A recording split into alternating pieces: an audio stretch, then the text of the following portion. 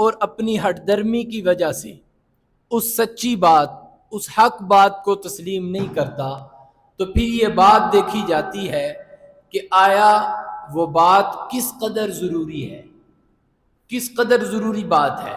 اگر وہ بہت ضروری بات ہے جس پر عمل کیے بغیر رہا نہیں جاتا تو پھر زبردستی عمل کروایا جاتا ہے، اور اگر کوئی نارمل عام معمولی بات ہو تو پھر اس میں سختی نہیں کی جاتی۔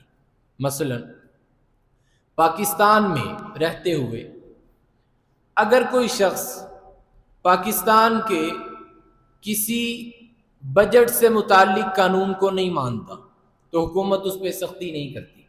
حکومت نے ایک قانون بنایا کہ ہم بجلی کے بلوں میں اتنا اتنا ٹیکس لگائیں گے، لوگوں نے مخالفت کی، لیکن حکومت کی طرف سے کوئی سختی نہیں کی گئی کہ یہ بات ایسی ہے کہ لوگ تسلیم کر لیں تب بھی ٹھیک، اگر تسلیم نہ بھی کریں تو اس کا کوئی نقصان نہیں ہوتا۔ اور ایک بات وہ ہے کہ اگر اس کو تسلیم نہ کیا جائے تو قومی سطح کا نقصان ہو۔ وہ کیا بات ہے کہ حکومت نے آئین لکھا ہے کہ پاکستان میں حکومت اللہ تعالیٰ کی ہوگی، جو بھی بادشاہ آئے گا وہ اللہ تعالیٰ کے حکموں کا پابند ہو کر یہاں رہے گا۔ اب اگر کوئی بندہ پاکستان کے آئین کی مخالفت کرے کہ میں پاکستان کے آئین کو نہیں مانتا، میں پاکستان کے آئین کی کھلی مخالفت کرتا ہوں، اور اعلانیہ بغاوت کر کے باہر آئے، فوراً پاکستان کے ادارے اس کو اپنے قابو میں لیتے ہیں کہ یہ ملک کی سلامتی کے لیے خطرہ ہے۔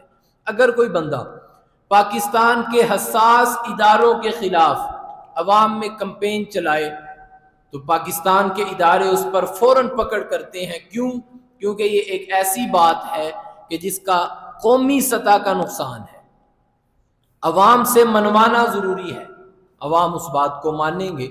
اسی طرح جب آپ اپنی بات لوگوں تک پہنچا چکے اور ہر طرح آپ کی بات سچی ثابت ہو جائے، اس کے بعد یہ مرحلہ آتا ہے کہ اس بات کی ویلیو دیکھی جائے گی۔ کیا وہ بات اس قدر ضروری ہے کہ اس کا ماننا بھی ضروری ہے؟ تو پھر لوگوں سے زبردستی منوائی جاتی ہے۔ مثلا آپ اپنے بچے کے ساتھ جا رہے ہیں، بچے بعض باتوں میں والدین کی مخالفت بھی کرتے ہیں اور والدین برداشت بھی کر لیتے ہیں، لیکن بعض باتیں ایسی ہیں کہ جن کی مخالفت خود بچے کے لیے بھی نقصان دہ ہے، آپ کے لیے بھی نقصان دہ ہے۔ ان باتوں کو منوانا اور ان کی یقین دہانی زبردستی کروائی جاتی ہے۔ جیسا کہ کوئی ملک کا قانون ہے، بچہ آپ کے سامنے ملک کے قانون کو توڑے تو آپ زبردستی اس سے ملک کی پاسداری کرواتے ہیں۔ کہیں لڑائی جھگڑے میں آپ کا بچہ آپ کے سامنے کوئی خطرناک اسلحہ لے کر باہر نکلے تو آپ زبردستی اس کو روکتے ہیں کہ یہ ملک کے قانون اور ملکی آئین کی خلاف ورزی ہے، اگر ایسا کرو گے خود بھی مصیبت میں پڑو گے، ہمارے لیے بھی مصیبت بناؤ گے۔ تو جب اسلام لوگوں میں ثابت ہو چکا، اسلام کی حقانیت ثابت ہو چکی، اب ضرورت اس بات کی تھی کہ اسلام لوگوں کے اندر نافذ کیا جائے، لوگ اسے تسلیم کریں۔ اسلام تسلیم کیے بغیر چارہ کوئی نہیں۔ جب تک اسلام نہیں تھا لوگ اپنی بچیوں کو زندہ درگور کرتے تھے، جب تک اسلام نہیں تھا چھوٹی چھوٹی باتوں پر قتل و قتال ہوا کرتا تھا، جب تک اسلام نہیں تھا لوگ اپنی ماؤں سے زنا کو حلال سمجھا کرتے تھے، جب تک اسلام نہیں تھا معاشرے میں کسی بھی باعزت شخص کی عزت محفوظ نہیں تھی۔ ضرورت اس بات کی تھی کہ بچیوں کی زندگی کے لیے اسلام کا نفاذ ہو، معاشرے میں امن و امان کے لیے اسلام کا نفاذ ہو، ماؤں کی عزت اور حرمت کے لیے اسلام کا نفاذ ہو، عزت دار لوگوں کی عزت کے لیے اسلام کا نفاذ ہو، غریبوں کی پیٹ پروری کے لیے اسلام کا نفاذ ہو، مجبوروں پر سے جبر ختم کرنے کے لیے اسلام کا نفاذ ہو۔ ایک ایسا قسمہ پرسی کا ماحول تھا کہ جہاں طاقت والا خود کو خدا سمجھتا تھا اور مجبور آدمی کا سانس لینا عذاب بن چکا تھا۔ اسلام کی ضرورت تھی کہ اسلام کا نفاذ دنیا میں ہو، لہٰذا اس ضرورت کو پورا کرنے کے لیے جب تک اسلام کو لوگوں میں منوانے کی ضرورت آئی، حضور علیہ الصلوۃ والسلام نے ہر مرحلہ آزمایا، تبلیغ کا مرحلہ ہے اس کو بطریق احسن نبھایا، مناظرے کا مرحلہ آیا بطریق احسن نبھایا، مباہلہ کا مسئلہ آیا تو مباہلہ کے لیے حضور میدان میں اترے۔ اب مرحلہ یہ تھا کہ جو شرارتی اور ضدی لوگ، شر پسند عناصر اسلام کا راہ روکنے کے لیے میدان میں ہیں، ان کا راستہ روکا جائے۔ ان کے لیے اللہ تعالیٰ نے جہاد کی فرضیت کو نازل فرمایا۔ مدنی زندگی میں اللہ تعالیٰ نے جہاد کی فرضیت فرمائی کہ اب جہاد کے ذریعے لوگوں سے نپٹا جائے۔ جو لوگ اسلام کو تسلیم کرنے کے باوجود اسے قبول نہیں کر رہے، صرف اپنی ذاتی انا اور ہٹ درمی کی وجہ سے اسلام کے راستے میں رکاوٹ ہے، ان کے ساتھ قتال کیا جائے اور تلوار کے ذریعے ان سے نمٹا جائے۔ یہ مرحلہ مدنی زندگی سے شروع ہوا۔ پورے مکی دور میں حضور علیہ السلام نے کسی سے کوئی قتال نہیں کیا، کسی سے کوئی معارضہ نہیں کیا۔ جیسے ہی مدنی دور شروع ہوا، جہاد کا سلسلہ شروع ہوا۔ اللہ تعالیٰ نے جہاد کی فرضیت نازل فرمائی۔ بدر، احد، غزوہ بنی مصطلق، غزوہ مریسی، اسی طرح چلتے چلتے غزوہ خیبر کا مرحلہ آیا۔ 7ویں ہجری، ہجرت کے 7ویں سال پہلے ہی مہینے محرم کے مہینے میں، محرم کے آخری دنوں میں یہود کے ساتھ ایک جنگ ہوئی جسے جنگ خیبر کہا جاتا ہے۔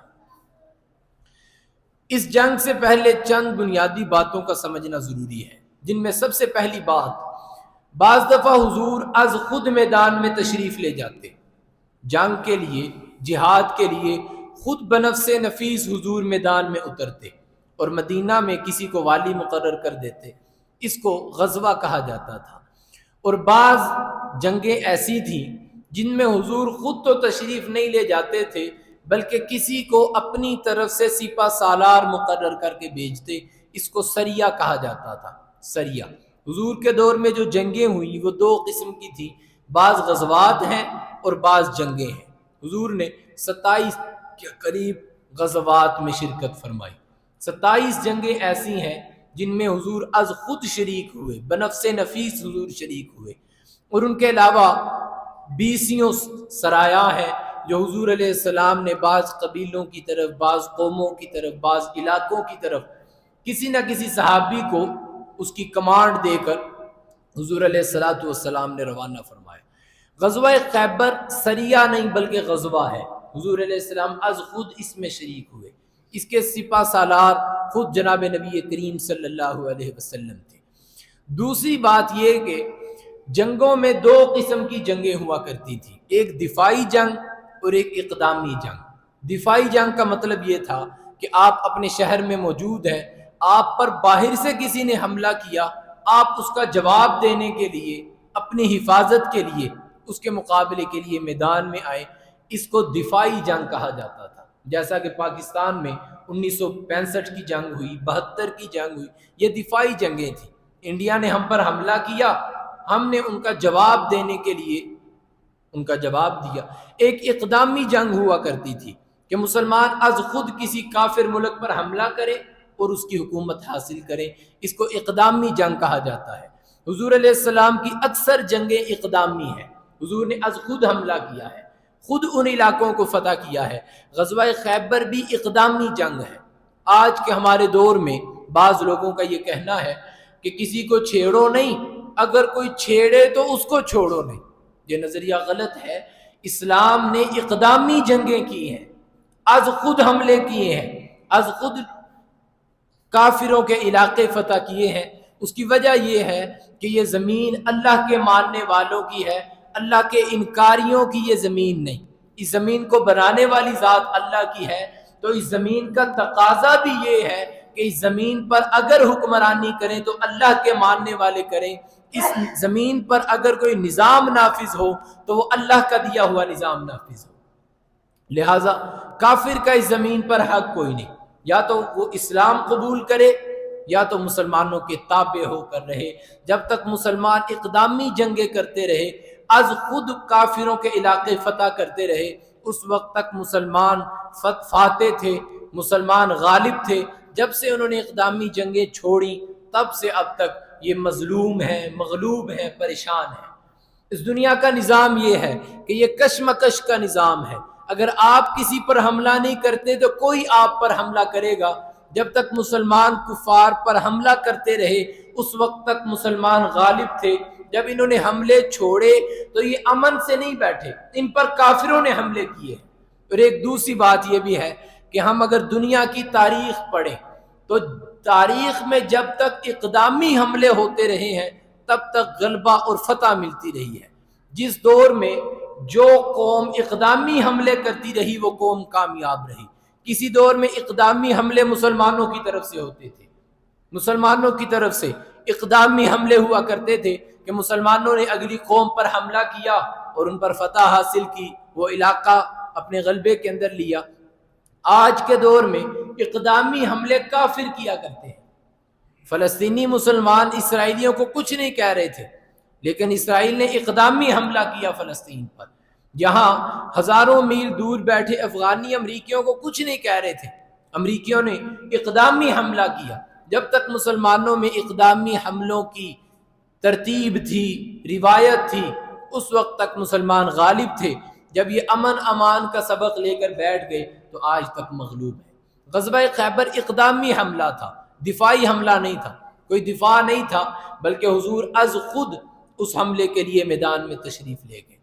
تیسری بات یہ ہے کہ یہ کسی بھی زندگی کے جو متعلقات ہوتے ہیں، اس کی زندگی سے متعلق باتیں، اس کی سیرت، اس کے سوانح، اس کو اپنے بھی بیان کرتے ہیں، بیگانے بھی بیان کرتے ہیں. مثلا کوئی نیک آدمی دنیا سے چلا جائے، اب اس نیک آدمی کے دنیا سے جانے کے بعد اس کے متعلق اگر کوئی کانفرنس رکھی جائے، کوئی کتاب لکھی جائے، اس کتاب میں اپنے بھی کچھ باتیں کریں گے، باہر کے لوگ بھی کریں گے. مرنے والے پر تبصرہ ہو تو گھر والے بھی کرتے ہیں، باہر والے بھی کرتے ہیں. اور ظاہر ہے تبصرہ وہی مستند اور صحیح مانا جاتا ہے جو گھر والے کریں. البتہ باہر والی باتیں بھی رائے گاہ نہیں جاتی. کہیں قتل ہو جائے تو اس قتل کے متعلق تبصرے ہوتے ہیں، یہ قتل کس نے کیا. ایک تبصرہ وہ ہے جو گھر والے کریں گے، ایک تبصرہ وہ ہے جو گلی اور بازار والے کریں گے. تو ظاہر ہے مستند وہی ہے جو گھر والے کریں، صحیح بات وہی ہے جو گھر والے بتائیں گے. البتہ باہر والوں کی باتیں بھی رائے گاہ نہیں جاتی، لوگوں تک پہنچتی ہیں. حضور نبی کریم صلی اللہ علیہ وسلم سیرت مبارکہ لکھی گئی.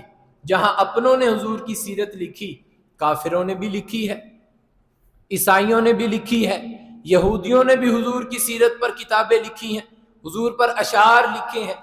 آج تک ہندو حضور پر اشعار لکھتے آئے ہیں.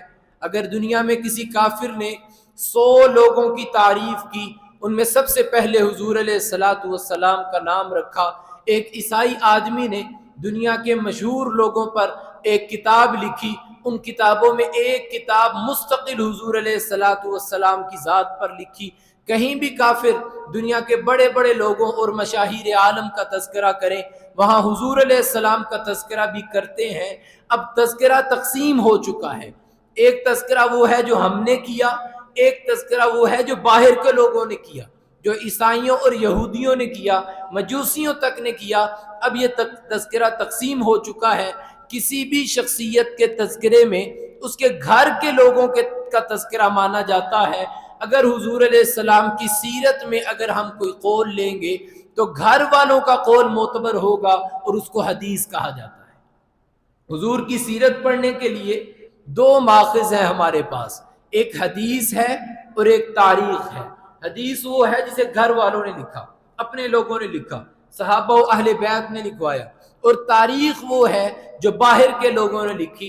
حضور کے تذکرہ میں حدیث معتبر ہے اور تاریخ غیر معتبر ہے. ہم حدیث کی بات کو مانتے ہیں، لیکن اگر تاریخ کی بات آئے تو اسے ہم اس کی تصدیق نہیں کی جاتی، اس کو تسلیم نہیں کیا جاتا. کیوں؟ کیونکہ گھر کے لوگوں کی بات ہم تک پہنچ چکی ہے.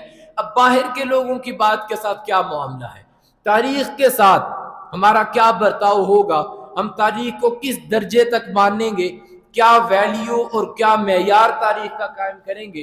تو حضور نبی کریم صلی اللہ علیہ وسلم سے تاریخ کے متعلق سوال ہوا، اسرائیلی روایات کے متعلق سوال ہوا، تو حضور علیہ السلام نے جو جواب ارشاد فرمایا اس جواب کی روشنی میں اہل سنت والجماعت کا مسلک یہ ہے، یا آسان لفظوں میں سنی عقیدہ یہ ہے کہ ہم تاریخ کو پڑھیں گے، اس کو دیکھیں گے، اگر وہ قرآن و سنت کے مقابل کھڑی ہوئی ہو تو ہم اس کو تسلیم نہیں کریں گے، اگر وہ قرآن و سنت کے مطابق ہے تو ہم اس کو تسلیم کریں گے۔ تاریخ کے تسلیم کرنے کا اصول یہ ہے کہ اگر وہ قرآن و سنت کے مطابق ہے، قرآن و سنت کے بتائے ہوئے معیار کے مطابق ہے تو ہم اس کو تسلیم کرتے ہیں، لیکن اگر وہ قرآن و سنت کے مطابق نہیں تو اس کی تسلیم بھی ہم پر واجب نہیں، ہم اس کو تسلیم نہیں کریں گے، لا کسی مورخ نے اس کو بیان کیا ہو۔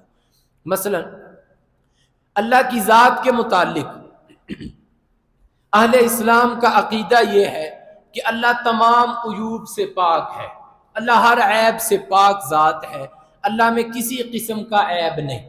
یہ اہل اسلام کا موقف ہے، اہل اسلام کا نظریہ ہے، اہل اسلام کا مسلک ہے۔ انسانوں میں یہ عیب ہے کہ وہ کوئی کام کرتے ہوئے تھک کے گر پڑتے ہیں، انہیں نیند آ پکڑتی ہے، لیکن اللہ کی ذات اس عیب سے پاک ہے۔ لا تأخذہ سنۃ ولا نوم، اللہ کو نیند بھی نہیں آتی اور نیند کی اونگ تک بھی نہیں آتی کہ اللہ تعالیٰ تھکاوٹ کا شکار ہوں۔ انسان میں عیب ہے کہ اس کے ساتھ اس کے بچے بندھے ہوئے ہیں۔ فرمایا ان الولد مبخنۃ مجبنۃ، بچے انسان کی بزدلی اور کنجوسی کا باعث ہیں، کہیں وہ راہ خدا میں خرچ کرنے لگے تو سامنے اس کے بچے آ جاتے ہیں، وہ اپنا ہاتھ روک لیتا ہے، کہیں اللہ کے راستے میں جہاد کا موقع آئے اس کو اپنی جان پیاری نہیں لگتی، لیکن بچے یاد آتے ہیں، وہ جہاد سے اپنا قدم روک لیتا ہے۔ اللہ بچوں کے عیب سے بھی پاک ہے۔ لم یلد ولم یولد، اگر بندہ کسی کی مسند پہ بیٹھا ہو، کسی کی اولاد میں شامل ہو تو اپنے بڑوں کی بات ماننی پڑتی ہے، بندہ اپنے بڑوں کا پابند ہوتا ہے۔ فرمایا لم یلد ولم یولد، نہ اللہ سے کوئی اولاد ہے نہ اللہ کسی کی اولاد ہے، اللہ اس عیب سے بھی پاک ہے۔ بندے کو اولاد اور اپنے نائب اور نیابت کے لیے اولاد کی ضرورت ہوتی ہے جو آپ کا سہارا بنے، لیکن اولاد کے لیے نکاح ضروری ہے، اولاد کے لیے بیوی کا ہونا ضروری ہے، توالد اور تناسل کے لیے نکاح اور تزویج کی ضرورت ہے۔ اللہ اس عیب سے بھی پاک ہے۔ وَلَمْ تَكُنْ لَهُ صَاحِبَةٌ وَلَا وَلَدٌ، نہ اللہ کی کوئی بیوی ہے نہ اللہ کی کوئی اولاد ہے، اللہ ہر قسم کے عیب سے پاک ہے۔ اہل سنت والجماعت کا مسلک سنی عقیدہ یہ ہے کہ اللہ میں کسی قسم کا عیب نہیں، اللہ کی ذات تمام عیوبات سے پاک ہے۔ لیکن اگر ہم تاریخ اٹھائیں تو تاریخ میں ہمیں ایسے عقائد ملتے ہیں، تاریخ میں ایسے لوگ ملتے ہیں جن کا نظریہ یہ ہے کہ جس طرح انسان بھول جاتا ہے، معاذ اللہ اللہ بھی بھول جاتے ہیں، کسی مسئلہ میں انسان غلطی کھا جاتا ہے تو معاذ اللہ اللہ بھی غلطی کھا جاتے ہیں۔ اگر تاریخ کو صحیح مان لیا جائے تو صحابہ تو دور کی بات، خود خدا کی ذات محفوظ نہیں رہتی۔ تو تاریخ میں ہمارا نظریہ یہ ہے کہ اگر تاریخ قرآن و سنت کے بتائے ہوئے معیار کے مطابق پوری اترے تو ہم اس تاریخ کو تسلیم کرتے ہیں، لیکن اگر وہ تاریخ قرآن و سنت کی مخالفت کرتی ہو تو وہ ردی کا حصہ بنتی ہے، وہ پورا کرکٹ میں جاتی ہے، اٹھا کے دیوار پہ مارا جا سکتا ہے، اس کو تسلیم نہیں کیا جا سکتا۔ اگر تاریخ کو صحیح تسلیم کریں تو اللہ تعالیٰ کے متعلق لوگ یہ نظریات بنا بیٹھیں گے۔ دوسری بات، ہمارا نظریہ اور مسلک یہ ہے، سنی عقیدہ یہ ہے کہ انبیاء معصوم ہیں، انبیاء معصوم ہیں، انبیاء کے ساتھ عصمت لاحق ہے، انبیاء سے غلطی نہیں ہو سکتی۔ عام انسان گناہ کا ارتکاب کر سکتا ہے لیکن انبیاء گناہ کے مرتکب نہیں ہو سکتے۔ قرآن اس نظریے کو بیان کرتا ہے۔ حضرت یوسف علیہ السلام کا مرحلہ زلیخا کہاں تک نہیں لے گئی، لیکن وہ اللہ کا نبی تھا۔ زلیخا نے 7 دروازے بند کیے لیکن عصمت کا دروازہ بند نہ کر سکی۔ زلیخا نے 7 دروازے بند کیے، لیکن عصمت کا نور یوسف علیہ السلام پر غالب رہا، زلیخا گناہ پر مجبور نہ کر سکی۔ حضرت یوسف وہاں سے بھی بھاگے ہیں، گناہ سے دور بھاگے ہیں، کبھی بھی گناہ کا ارتکاب نہیں کر سکے۔ مسلمانوں کا نظریہ یہ ہے، سنی عقیدہ اور مسلک یہ ہے کہ انبیاء معصوم ہیں، انبیاء سے گناہ سرزد نہیں ہو سکتا، لیکن آپ اگر تاریخ اٹھائیں تو تاریخ دانوں نے حضرت موسیٰ علیہ السلام کو گناہ گار قرار دیا ہے، تاریخ دانوں نے حضرت یونس علیہ السلام کو گناہ کا مرتکب کہا ہے، تاریخ دانوں نے حضرت سلیمان علیہ السلام پر کیچڑ اچھالا ہے۔ کوئی دور کے آدمی نہیں، مولانا مودودی نے اپنی تفسیر لکھی، اس تفسیر میں حضرت یونس علیہ السلام کو گناہ گار ڈکلیئر کیا ہے، حضرت موسیٰ علیہ السلام پر گناہ کا ذمہ لگایا ہے، حضرت سلیمان علیہ السلام پر گناہ ثابت کیا ہے۔ اگر ہم تاریخ کو تسلیم کریں، انبیاء کرام کی عصمت جاتی رہتی ہے، لہٰذا ہمارا موقف یہ ہے کہ اگر کوئی تاریخ اسلام اور اسلام کے نظریات کے مطابق ہے، ہم اس تاریخ کو تسلیم کرتے ہیں، لیکن اگر کوئی تاریخ اسلام کے بتائے ہوئے معیار کے مقابل آئے، اسلام کے بتائے ہوئے نظریے کے مقابل آئے، تو کبھی اس تاریخ کو تسلیم نہیں کیا جا سکتا۔ بالکل اسی طرح ہمارا موقف یہ ہے، صحابہ اور اہل بیت کی شخصیات محفوظ ہیں، صحابہ و اہل بیت محفوظ ہیں، ان سے گناہ کا ہو جانا یہ ضرور مسلم ہے، لیکن ذمے میں باقی رہنا ضروری نہیں۔ کوئی بندہ گناہ کرے اور گناہ اس کے ذمے میں باقی رہے تو اس پر ملامت کی جاتی ہے، لیکن اگر کوئی بندہ گناہ کرے، گناہ کے بعد وہ توبہ کرے، خدا اس کا گناہ معاف کر دے، کوئی بھی بندہ اس پہ ملامت نہیں کرتا، کوئی یہ نہیں کہتا یار آج تو نمازیں پڑھتا ہے، کل تک نہیں پڑھتا تھا۔ کوئی بھی عقل مند آدمی اس بات کو تسلیم نہیں کرتا، وہ کہتا ہے یار جب وہ گناہ کرتا تھا اس دور میں تیری ملامت بنتی تھی، لیکن اب وہ گناہ چھوڑ چکا ہے، گناہ کا ذمہ اس سے ہٹ چکا ہے، اللہ تعالیٰ اس کو معاف کر چکے ہیں، اب وہ نمازی ہے۔ نمازی آدمی کو تانا نہیں دے سکتے، گزرے ہوئے گناہ پر تانا نہیں دیا جا سکتا۔ صحابہ کی شخصیات معصوم نہیں، محفوظ ہیں، اگر ان سے کبھی کوئی گناہ ہوا ہے تو اللہ نے کرنے سے پہلے معاف کر دیا ہے، اور معاف کیے ہوئے گناہ پر تانا نہیں دیا جا سکتا۔ صحابہ کی شخصیات محفوظ ہیں۔ حضور نبی کریم صلی اللہ علیہ وسلم نے آنے والی امت کو یہ ہدایت دی کہ میری امت میں 73 فرقے بنیں گے، ان میں سے ایک فرقہ جنت میں جانے والا ہے۔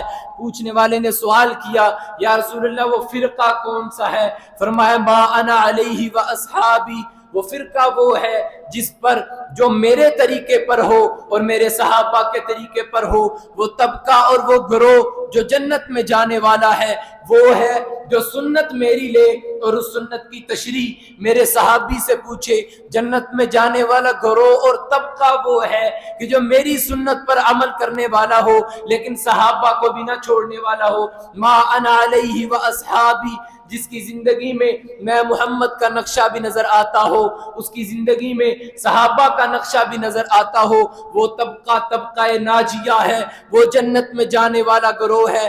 کبھی بھی میرا راستہ نہ چھوڑنا، کبھی بھی میرے صحابہ کا راستہ نہ چھوڑنا۔ یہ مسلک اور یہ نظریہ ہمیں قرآن دیتا ہے، یہ نظریہ ہمیں حدیث دیتی ہے، لیکن اگر ہم تاریخ اٹھائیں، تاریخ میں حضرت امیر معاویہ پر تان ملتا ہے، اگر ہم تاریخ اٹھائیں حضرت ابو بکر اور حضرت عمر پر تان ملتا ہے۔ اب ہمارے سامنے تاریخ بھی ہے، ہمارے سامنے حدیث بھی ہے۔ کوئی بھی مسلمان، کوئی بھی عقل مند شخص تاریخ کو حدیث پر فوقیت نہیں دے سکتا، کوئی بھی شخص تاریخ کو پکڑ کر قرآن کو نہیں چھوڑ سکتا۔ لہٰذا امت مسلمہ کا مسلک یہ ہے کہ ہم تاریخ کو تب تک مانیں گے جب تک وہ قرآن کے اصولوں کے مطابق ہو، جب تک وہ حدیث کے بتائے ہوئے اصولوں کے مطابق ہو، اور اگر وہ تاریخ قرآن کے بتائے ہوئے معیار کی مخالفت کرے، قرآن کے بتائے ہوئے عقیدے کی مخالفت کرے تو لاکھ باتیں مان لی جا سکتی ہیں، کبھی بھی تاریخ کا اقرار نہیں کیا جا سکتا۔ حضور علیہ السلام کی زندگی سے متعلق، حضور علیہ السلام کی سیرت، حضور علیہ السلام کے سوانے کو جیسے گھر والوں نے بیان کیا، اسی طرح باہر کے لوگوں نے بھی بیان کیا ہے۔ جو گھر والوں نے بیان کیا وہ حدیث ہے، باہر کے لوگوں کی بیان کردہ بات تاریخ ہے۔ ہم حدیث کو بھی تسلیم کرتے ہیں جب تک تاریخ قرآن اور حدیث کی مخالفت نہ کرے. ہم تاریخ بھی تسلیم کرتے ہیں. حضور علیہ السلام کی زندگی کے متعلق جو واقعات ہیں وہ قرآن حدیث بھی بیان کرتی ہے, تاریخ بھی بیان کرتی ہے. انہی واقعات میں سے ایک واقعہ غزوہ خیبر کا ہے. خیبر کے واقعے کو وہاں موجود مسلمانوں نے بھی بیان کیا, اور مسلمانوں کے علاوہ وہاں موجود باقی لوگوں نے بھی اس واقعے کو بیان کیا ہے. اس واقعے میں بہت ساری باتیں ایسی ہیں جو ہمارے تسلیم کرنے کی ہیں, اور بہت ساری باتیں ایسی ہیں جو غیروں نے اس میں شامل کی, جس کی وجہ سے ہمارے عقائد متاثر ہوئے, جس کی وجہ سے صحابہ کی شخصیات مجروح ہوئی. لہٰذا اس واقعے کو اس تناظر میں لے کر چلنا ہے کہ قرآن و حدیث کا معیار بھی محفوظ رہے, صحابہ کی شخصیات بھی محفوظ رہیں, اہل بیت کی شخصیات بھی محفوظ رہیں, اور امت مسلمہ اس تاریخی واقعے سے اپنے لیے کوئی ہدایات بھی لے سکے, اس کو نمونہ بنا کر اپنی زندگی میں, عملی زندگی میں اس سے فائدہ اٹھا سکے. ان تمام چیزوں کو مد نظر رکھتے ہوئے ہمیں آگے چلنا ہے. غزوہ خیبر کا واقعہ 7 ہجری میں ہوا. 7 ہجری, ہجرت کے 7ویں سال محرم کے آخری دنوں میں جناب نبی کریم صلی اللہ علیہ وسلم یہودیوں کے مخالف جنگ کے لیے نکلے. جب حضور مدینہ میں تشریف لائے تو مدینہ آنے کے بعد جب بھی کوئی جنگ ہوئی یا تو اس مشرکین مکہ سے ہوئی, مشرکین مکہ کے کسی نہ کسی گروہ سے, کسی نہ کسی طبقہ سے, کسی نہ کسی قبیلے سے حضور علیہ السلام کی جنگ ہوتی رہی. یہودی کبھی بھی کھل کر جنگ کرنے کے لیے سامنے نہیں آئے, کبھی بھی کھل کر سامنے نہیں آئے. یہ پہلا مرحلہ تھا جب مسلمان اور یہودی میدان میں کھڑے تھے, مسلمان اور یہود آپس میں ایک دوسرے کے سامنے تھے. اور اس جنگ میں اور اس غزوہ میں بھی حالت یہ تھی کہ مسلمان 1400 یا 1600 کی تعداد میں تھے اور یہودی 10,000 کی تعداد میں تھے. پھر مسلمانوں کے پاس صرف 2 گھوڑے تھے, باقی سارے کے سارے پیدل چل رہے تھے.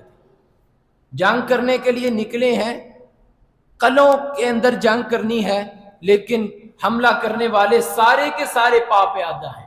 اور حالت یہاں تک تھی کہ جب جنگ فتح کرنے کے بعد حضور علیہ السلام نے کھانے کے لیے کوئی چیز منگوائی تو ستو ملا, سارے صحابہ نے وہی ستو بھگو کے پی لیا, ستو کھانے کو ملا. اس حالت میں صحابہ کرام رضوان اللہ علیہ مجمعین جنگ کے لیے نکلے.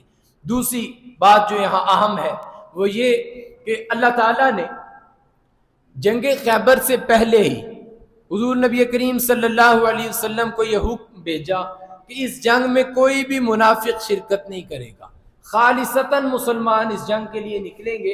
اس جنگ کے لیے نکلنے والے یہ 1600 کے 1600 خالصتاً مسلمان تھے, خالصتاً مسلمان. سيقول لك المخلفون من الاعراب, اس آیت میں آخر تک اللہ تعالیٰ نے واضح طور پر یہ بات بیان فرمائی ہے, قل لن تتبعونا, ہرگز ہمارے پیچھے نہ آنا, ہمارے ساتھ خالصتاً مسلمان, خالص ایمان والے, پختہ ایمان والے ہمارے ساتھ چلیں گے.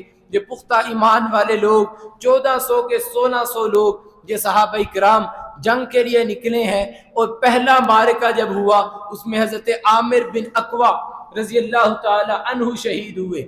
جنگ خیبر کے پہلے شہید حضرت عامر رضی اللہ تعالی عنہ, ان کے متعلق واقعہ امام بخاری رحمہ اللہ نے اس طرح نقل کیا ہے کہ حضور نبی کریم صلی اللہ علیہ وسلم صحابہ کے اس جانثار لشکر کے ساتھ جنگ خیبر کی طرف بڑھ رہے ہیں. اس لشکر میں ایک شاعر ہے جو لوگوں کو شعر سنا کر جنگوں کی طرف بلاتا ہے, حضرت عامر بن اقوا رضی اللہ تعالی عنہ. لوگ ان سے کہنے لگے, عامر آج تو اشعار کیوں نہیں سناتا, ہمیں جنگ کے لیے راغب کیوں نہیں کرتا, جنگ کے لیے جوش کیوں نہیں دلاتا. حضرت عامر رضی اللہ تعالی عنہ اپنی سواری سے اترے, میدان میں آئے, لوگوں سے آ کے کہنے لگے, اللہم لا انت مہتدینا, اے اللہ اگر تو نے آج ہمیں ہدایت کی سعادت نہ دی ہوتی, ولا تصدقنا ولا صلینا, ہم نہ صدقہ کرتے نہ حضور پر اپنی جانیں فدا کرتے, نہ ہی ہم آج نمازیں پڑھنے والے ہوتے.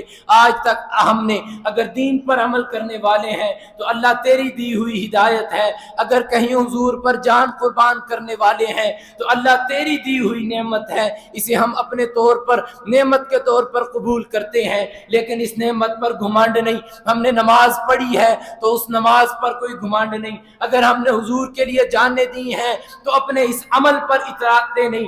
فاغفر فداء لک ما ابقینا، اللہ تو ہمیں معاف رکھنا، ہمارے گناہوں سے ہمیں معاف رکھنا، جب تک ہم زندہ ہیں ہمارے اندر یہ جذبہ برقرار رہے کہ فداء لک ما ابقینا، ہم ہمیشہ آپ پر اپنی جانیں فدا کرتے رہیں۔ صحابہ نے جانیں فدا نہیں کی بلکہ اللہ سے توفیق مانگ کر میدان میں اترے ہیں، فرمایا کہ فاغفر فداء لک ما ابقینا، اگر ہم سے کوئی خطا ہو اس خطا کی وجہ سے ہمیں حضور پر قربان ہونے کی سعادت سے محروم نہ کرنا۔ فاغفر فداء لک ما ابقینا، اللہ جب تک زندگی میں جان ہے، جب تک جان میں جان ہے، جب تک اس تن میں روح موجود ہے، اللہ یہ توفیق دیے رکھنا کہ فاغفر فداء لک ما ابقینا، جب تک ہم زندہ ہیں اپنے حبیب پر قربان ہونے کی سعادت نصیب فرمانا۔ وثبت الاقدام ما القینا، اور یا اللہ جب ہم میدان میں اتریں ہمارے عقیدے بھی ہمارے نظریے ممکن ہے ارادے پست پڑ جائیں، اللہ ہمیں واپس نہ آنے دینا۔ وثبت الاقدام ما القینا، شہادت تک کا مرتبہ نصیب فرمانا، ہمارے قدموں کو ثابت قدم رکھنا۔ یہ صحابی رسول اشعار کے ذریعے صحابہ کو تیار کرتا ہے، اشعار کے ذریعے اپنے رب سے دعائیں مانگتا ہے، شہادت کی سعادت مانگتا ہے۔ حضور نبی کریم صلی اللہ علیہ وسلم نے فرمایا رحم اللہ، اللہ اس پر رحم کرے، حضور کی عادت مبارکہ تھی کہ جب جنگ میں حضور کسی کو رحم کی دعا دیتے تو اللہ تعالیٰ اس کو شہادت نصیب فرماتے تھے۔ حضور علیہ الصلوۃ والسلام کے متعلق صحابہ بیان فرماتے ہیں کہ جنگ کے راستے میں اگر کسی کو یہ دعا دی کہ اللہ اس پر رحم کرے تو وہ رحم اس صورت میں ہوتا کہ وہ بندہ شہید ہو جاتا۔ پھر صحابہ فرماتے ہیں ہم نے صحابی رسول حضرت عامر رضی اللہ تعالیٰ عنہ کو دیکھا کہ میدان کارزار میں لڑتے لڑتے اللہ کے حبیب کے لیے انہوں نے جان پیش کی۔ صحابہ کا نظریہ یہ ہے کہ صرف حضور پر قربان نہیں ہونا، قربانی کے مواقع تلاش کرنے ہیں، تلاش کرنے کے بعد شہادت اللہ سے مانگنی ہے۔ صحابہ نے شہادت کی سعادت اللہ سے مانگی ہے۔ آج ہمیں صحابی یہ رسول کے اس عمل سے صاف صاف یہ سبق اور یہ نتیجہ ملتا ہے۔ غزوہ خیبر کا سب سے پہلا درس یہ ہے کہ ہمارے نظریات یہ ہو، ہمارا نظریہ یہ ہو کہ ہم اپنی جان سے زیادہ حضور کو سمجھتے ہیں، اپنی جان سے زیادہ حضور کی حرمت سمجھتے ہیں۔ ہمیشہ اگر اپنے لیے کہیں دعا مانگیں تو اپنی دعاؤں میں یہ چیز شامل ہو کہ اللہ اگر موت آئے تو حضور کے دیے ہوئے راستے پر آئے، حضور کی حرمت پر کرتے ہوئے آئے۔ اور ایک حدیث میں جناب نبی کریم صلی اللہ علیہ وسلم کا یہ فرمان فرمایا کہ اگر کوئی بندہ شہید ہو، اگر کوئی شہادت کی تمنا اپنے دل میں نہیں رکھتا تو فرمایا کہ جان لو وہ منافقت کی موت مرا ہے، وہ منافقت کی موت مرا ہے۔ ہر مسلمان کو شہادت کا، جہاد کا، قتال فی سبیل اللہ کا جذبہ اپنے دل میں رکھنا چاہیے۔ یہ اسلام کی سب سے پہلا مطالبہ ہے۔ فرمایا اگر کسی کے دل میں جہاد کا جذبہ نہیں تو وہ منافقت کی موت مرتا ہے، اللہ کے راستے میں قتل ہونے کا جذبہ نہیں تو وہ منافقت کی موت مرتا ہے۔ غزوہ خیبر کے پہلے شہید حضرت عامر بن الاقویٰ رضی اللہ تعالی عنہ نے امت کو یہ پیغام دیا ہے کہ ہمیشہ جب بھی جہاں تک تمہاری زندگی ہے، جہاں تک یہ امت محمدیہ کی زندگی ہے، جب تک محمد صلی اللہ علیہ وسلم کے نام لیوا اس دنیا میں موجود ہیں، ان کو یہ نظریہ اور عقیدہ دیتے جا رہا ہوں کہ اللہ کے نبی پر قربان ہونے کو اپنا نظریہ سمجھنا، اللہ کے نبی پر قربان ہونا اپنا مشن سمجھنا، ہمیشہ اپنے دل میں یہ آرزو رکھنا کہ اللہ ہمیں حضور پر قربان ہونے کی توفیق نصیب فرما، اسلام کے نظریات پر چلتے ہوئے اپنی جان قربان کرنے کی توفیق نصیب فرما، اللہ ہمیں جہاد فی سبیل اللہ اور قتال فی سبیل اللہ کے لیے قبول فرما۔